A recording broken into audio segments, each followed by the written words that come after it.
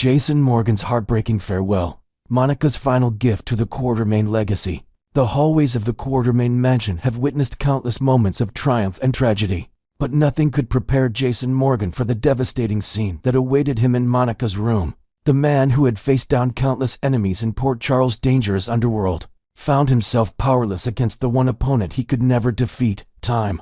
A son's final moment with his mother. When Jason climbed the stairs to Monica's room, intending to deliver the troubling news about Drew's shooting, he discovered something far more devastating. Monica lay peacefully in her bed, but the gentle rise and fall of her chest had ceased. The woman who had fought tirelessly to save lives at General Hospital had quietly slipped away in her sleep. For a moment, Jason stood frozen in the doorway. This was the woman who had never given up on him, even when he had turned his back on the Quartermaine name and embraced a life of violence. Monica had continued to love him unconditionally, calling him her son even when he insisted he was nothing more than Jason Morgan, Sonny's enforcer. As he approached her bedside, Jason noticed how peaceful she looked. Gone were the lines of worry that had etched themselves deeper into her face over the years, as she watched him navigate the dangerous world of organized crime. In her final moments, Monica had found the peace that had eluded her for so long, but it was what happened next that would change everything. As Jason gently took her hand, he found a letter clutched in her fingers, her final wishes, written in the careful script he remembered from childhood prescriptions and birthday cards. The words on the page would reshape not only his future, but the entire legacy of the Quartermaine family. Monica's final testament. The letter spoke of Monica's deepest hopes and fears.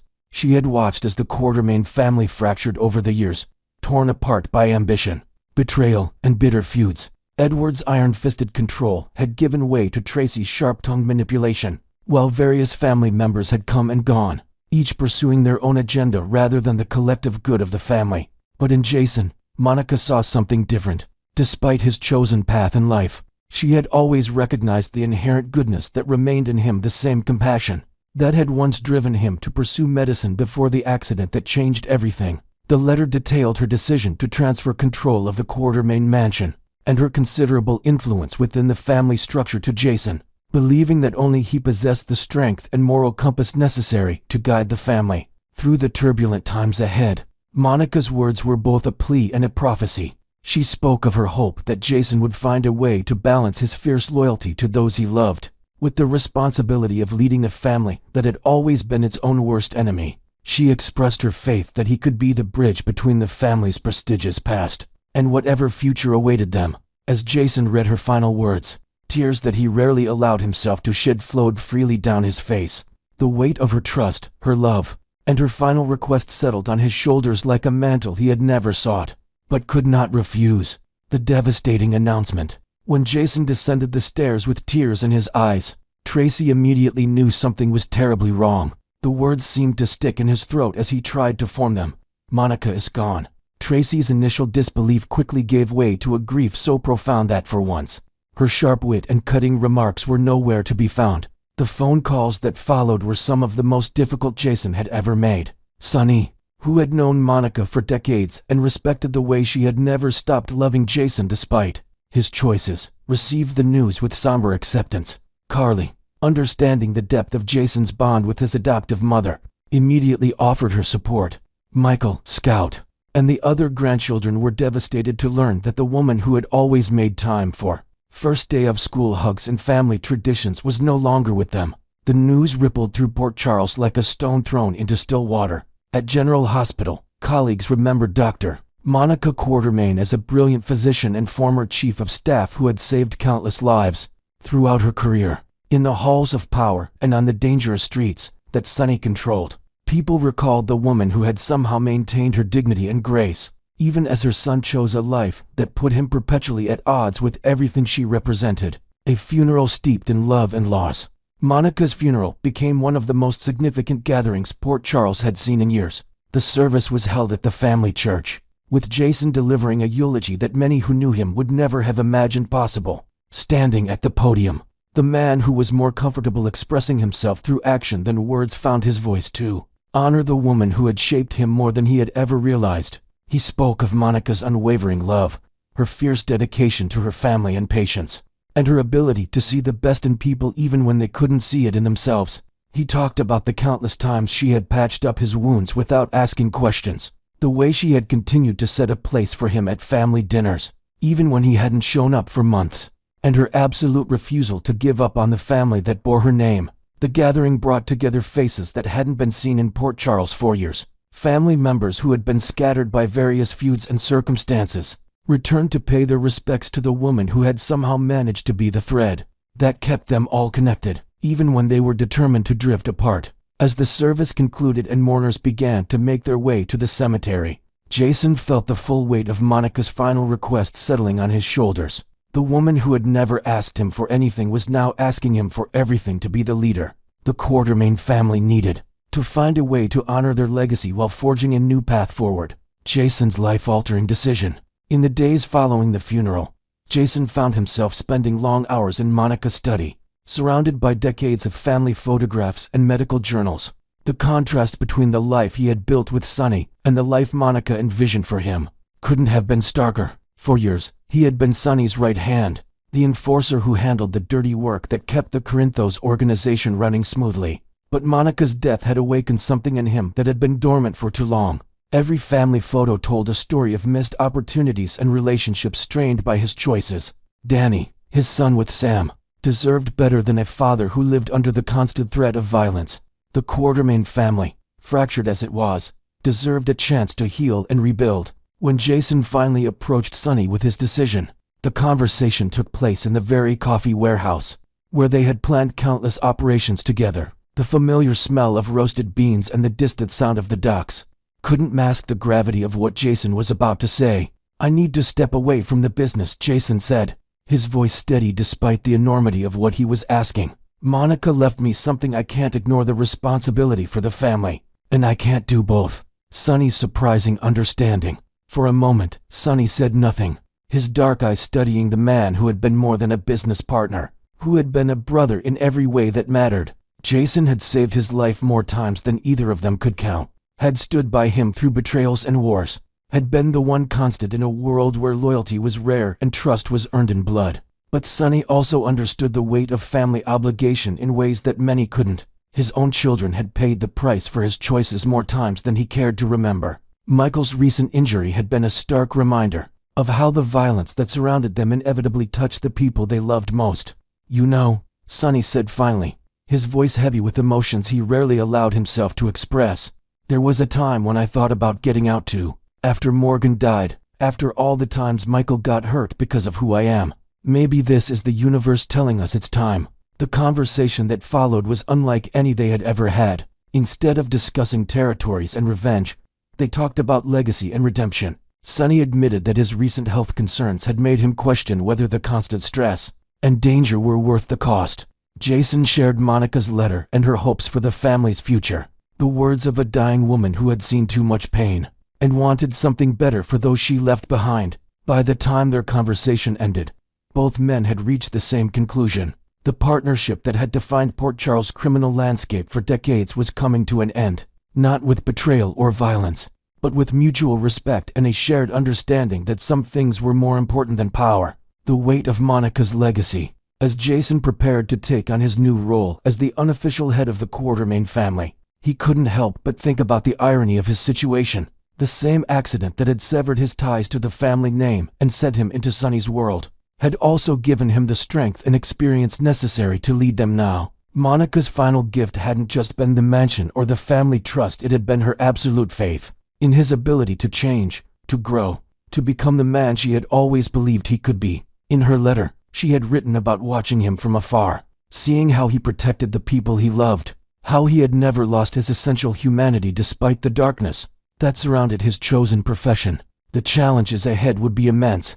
The Quartermain family had always been its own worst enemy, with members more likely to scheme against each other than work together. Tracy would undoubtedly have opinions about Jason's new role, and other family members might question whether a former mob enforcer could truly lead them into a more respectable future. But Monica had seen something in him that others had missed. She had seen beyond the violence and the danger to the man who would sacrifice everything for the people he loved. She had recognized that the same fierce loyalty that had made him Sonny's most trusted ally could also make him the family's greatest protector. As the sun set over Port Charles and Jason stood in the mansion that would now be his responsibility, he made a silent promise to the woman who had never stopped believing in him. He would honor her memory not just with words but with actions. He would find a way to bridge the gap between his past and his future, to be both the son Monica had raised and the leader the family needed. The man who had once rejected the Quartermain name was now ready to fight for everything it represented. And in that moment, Jason Morgan finally understood what Monica had always known, that sometimes the greatest strength comes not from the battles we win, but from the courage to walk away from the fight and choose a different path altogether. Monica Quartermain's final gift to her son wasn't just control of the family legacy. It was the permission to finally come home.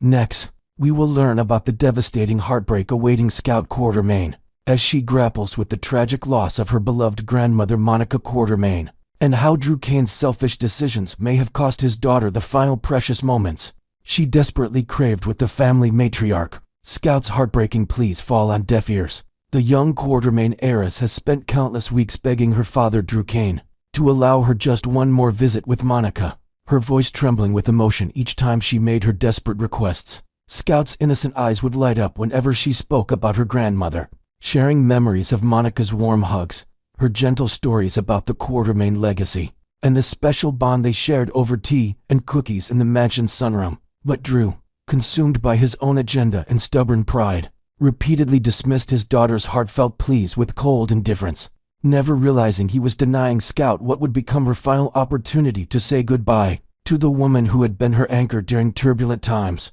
The pain in Scout's voice when she whispered, "Please, Daddy, I just want to see Grandma Monica one more time," should have melted any father's heart.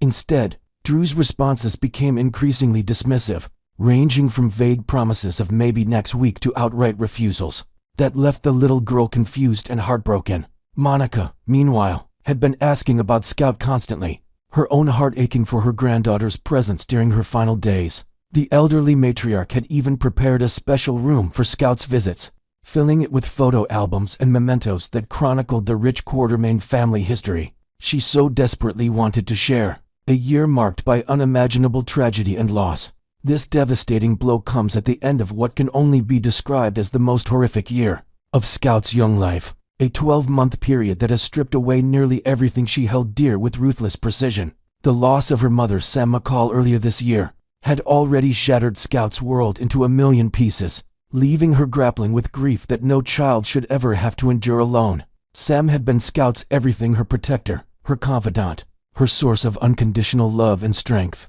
the one person who understood Scout's sensitive nature and fierce intelligence. When Sam died, Scout not only lost her mother, but also her sense of security and belonging in the world. The home they shared, filled with laughter and bedtime stories, became an empty shell that echoed with memories too painful to bear. Scout's bedroom, once a sanctuary decorated with Sam's loving touches, transformed into a constant reminder of absence and loss. Now, with Monica's passing, Scout faces another devastating blow that threatens to completely unravel the fragile emotional stability she had been desperately trying to maintain through sheer willpower and the resilience that runs deep in Quartermain blood. Monica represented continuity, family tradition, and unconditional love, qualities that had become increasingly rare in Scout's turbulent existence. The Quartermain matriarch had always made time for Scout, treating her not just as another grandchild, but as a treasured member of the family legacy who deserved to know her place in the grand tapestry of Port Charles history. The cruel irony is that Drew's interference prevented Scout from experiencing Monica's final expressions of love and wisdom. Monica had prepared special gifts for Scout, including a locket containing photos of 4 generations of Quartermain women, and had planned to share family stories that would have given Scout strength during the difficult times that lay ahead. Drew's controlling manipulation reaches disturbing new heights. Drew's behavior throughout this ordeal has revealed disturbing patterns of control and manipulation that extend far beyond simple parental protectiveness, raising serious concerns among family members and friends who witness his increasingly erratic decisions. When Scout cleverly arranged for her cousin Danny Morgan to pick her up from summer camp, showing remarkable initiative and determination to maintain the family connections that mean everything to her, Drew swooped in like a predator, cutting the visit short before Scout could even properly greet Monica or settle into the comfortable routine they had established. His excuse about scheduling conflicts rang hollow to everyone present, including Scout, who watched her father's cold demeanor with growing confusion and hurt that was visible to all. The most heartbreaking moment occurred when Scout had finally settled into the Quartermain living room, excitedly telling Monica about her camp activities and asking eager questions about family history, only to have Drew abruptly announce they were leaving without any reasonable explanation. Scout's face crumpled as she looked between her father and grandmother, sensing the inexplicable tension, but unable to understand why her daddy seemed so angry about her innocent desire to spend time with the family members who had always shown her nothing but love and acceptance. The confusion in her young eyes was heartbreaking to witness, as she struggled to comprehend why something that felt so natural and necessary to her was being treated as forbidden by the one person who should want her to feel loved and connected. Drew's promises of another time now carried the devastating weight of cruel deception, as that promised time will never come for Scout and Monica. His compulsive need to control every aspect of Scout's life, to isolate her from the very people who could provide emotional support and family connection during her most vulnerable period, has backfired in the most devastating way imaginable. The perceptive child sees through adult deceptions, despite the adult's well-intentioned attempts to shield Scout from the harsh realities of her father's increasingly problematic behavior. This remarkably intelligent child has begun connecting dots that paint an increasingly troubling picture of her family dynamics. Scout possesses an emotional intelligence far beyond her chronological years, a perception honed by the tragedies she has endured and the necessity of reading adult emotions for her own emotional survival in an increasingly unstable environment. She notices with growing alarm the way conversations abruptly stop when she enters rooms, observes the worried glances exchanged between Danny and Jason Morgan when Drew's name is mentioned in hushed tones, and picks up on the carefully chosen words adults use when discussing her father's recent decisions. Scout has started asking pointed questions that reveal her growing awareness of the dysfunction surrounding her. Why doesn't Daddy want me to see Uncle Jason anymore? And did I do something wrong that makes Daddy not want me around the family? The child's natural empathy and kindness make Drew's behavior even more inexplicable and heartbreaking to those who witness their increasingly strained interactions. Scout goes out of her way to please her father, bringing him carefully crafted drawings from camp, sharing exciting stories about her daily activities with infectious enthusiasm, and expressing genuine concern for his well-being despite his emotional distance.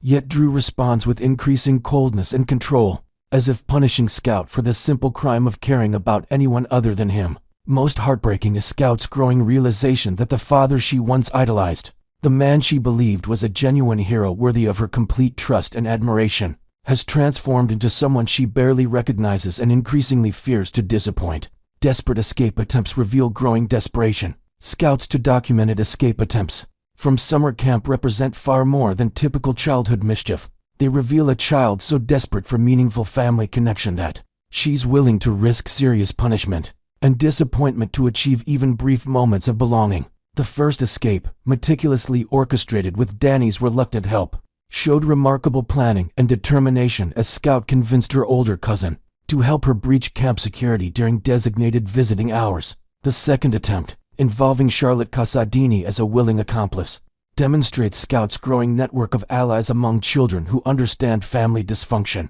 and the desperate lengths one must go to maintain meaningful relationships in toxic environments. Charlotte's own complicated family history made her a natural confidant for Scout's struggles, and together they devised increasingly sophisticated plans to reunite Scout with the Quartermain family members who represented stability and unconditional love. These escape attempts also reveal Scout's mature understanding that she must take matters into her own hands if she wants to maintain connections with people who truly love and accept her for who she is. The camp counselors have noted Scout's increasing anxiety and social withdrawal, behavioral changes that coincide directly with Drew's escalating restrictions on her family visits, and his growing paranoia about her relationships. Monica's death, the final devastating blow. When Scout inevitably learns of Monica's peaceful passing, the emotional devastation will likely be compounded exponentially by the crushing realization that her father's selfishness and control robbed her of final precious moments with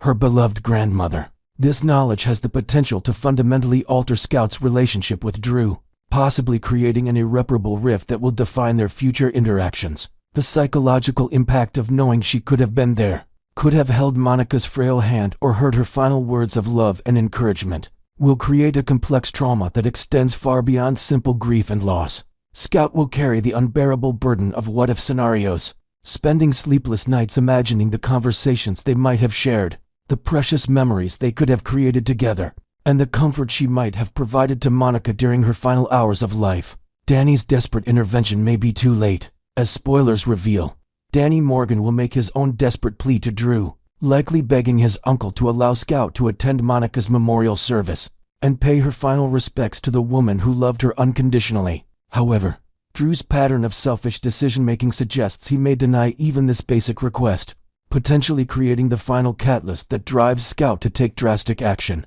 to escape his suffocating control and reconnect with her true family.